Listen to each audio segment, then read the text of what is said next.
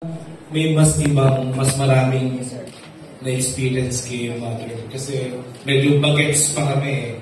Siguro kami yung mga young filmmakers na nagbigay ng chance, binigyan ng chance ni Mother para magkaroon ng puwang sa industriya.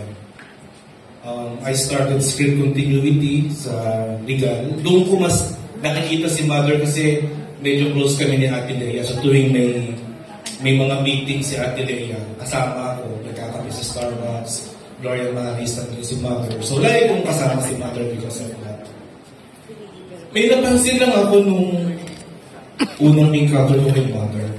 Yung cellphone niya, yung mumurahin. Yung analog. Ano ba? Mayaman ko. Pag mumurahin yung phone ni Mother. So dined ako. After a while, meeting. Galit siya kay Ate Lea. Binato yung, kaya palang mura. Para pag binato, okay lang masira, madaling bumuli ng kapalit. Well, yun na lang yung ginastify ko sa utak ko.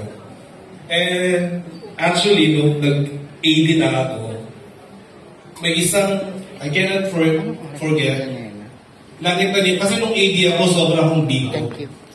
Siguro masipag, energetic. Nakita ni Mother yun nung isang pelikulang ginagawa namin na My Rebound Girl.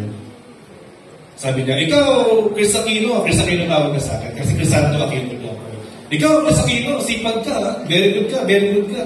After ng movie, bigyan kita ang pao. Sabi ko, wala ang pao. Okay, sige. Natapos pelikula, pinalabas, kumita ang My Rebound Girl. Sabi ko kay Ate Lea, yung ang pao, hindi ba ito naman ginawa? So every meeting, Chris Aquino, ang pao mo, sige, next time, bibigyan ko. Okay. Meeting ulit, ibang project. Chris Aquino, yung ang pao. Bibigyan ko next meeting. Siguro mga pang-apat na meeting in the span of half a year, binigyan naman niya ako ng ampaw. Nakatago pa rin sa atin yung business. That red envelope na may halagang 10,000 pesos. Hindi ko alam kung ako lang ba yung 80 na binigyan niya ng ganung bonus. But more than the bonus, it's the appreciation.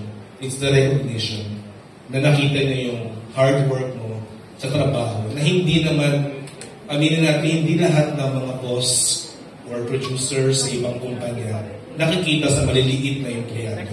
Nasabihan kang masipag ka, very good ka. That's really, really very important sa amin.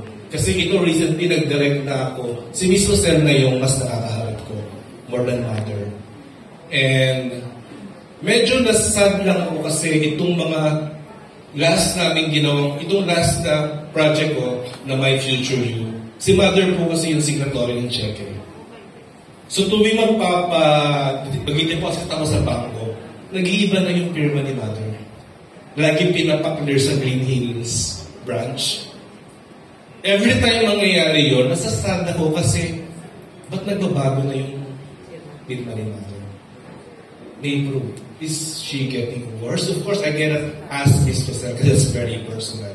And then this happened. So, kagabi I was watching the interview of Miss Rosel and Sir London sa mga vloggers na sabi nila na promised Mother to take care of Regal. We also as filmmakers, young filmmakers, we promised to take care of Regal with Miss Rosel and Sir London. Hindi namin siya pababayaan dahil dito kami nagsimula. Dito kami dito kami nabuhay, naging hanap buhay namin. So we will take care of Regal, Mother. Promise po. We love you, Mother.